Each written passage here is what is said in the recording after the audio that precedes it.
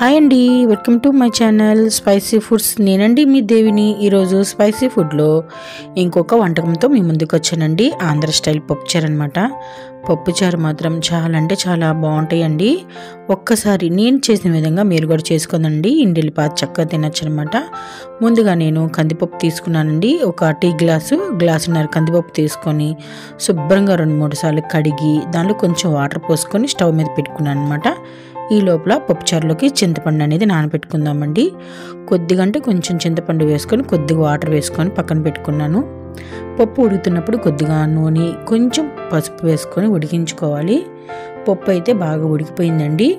Stove off చేసుకొని ఇప్పుడు మన టేస్ట్ కొలది ఉప్పు వేసుకొని పప్పు గుత్తితో మెదుపుకుందాము. ఇందాక చింతపండు నానబెట్టుకున్నాను కదండి, దానిలో నుంచి పులుసు తీసుకొని ఆ పులుసు కొంచెం వాటర్ పోసుకున్నానండి. పప్పుచారు అంటే కొంచెం పలుసుగా ఉండాలి కాబట్టి. ఇప్పుడు నేను పప్పుచారులోకి సన్నగా కట్ చేసి పెట్టిన టమాటాలు, ఉల్లిపాయలు, పచ్చిమిరపకాయలు కూడా వేసుకుంటున్నాను.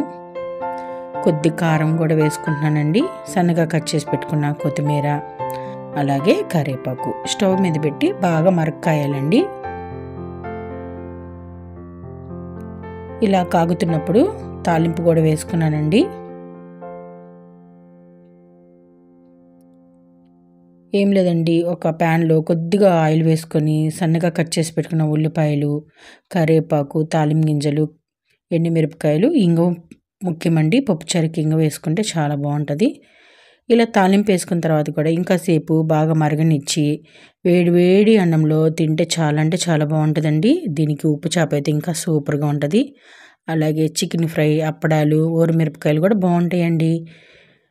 మీకు కనుక నా వీడియో నచ్చితే లైక్ చేయండి, షేర్ చేయండి, మీ ఫ్రెండ్స్కి ఫార్వర్డ్ చేయండి, నా ఛానల్ని సపోర్ట్ చేయండి. బాయ్ అండి.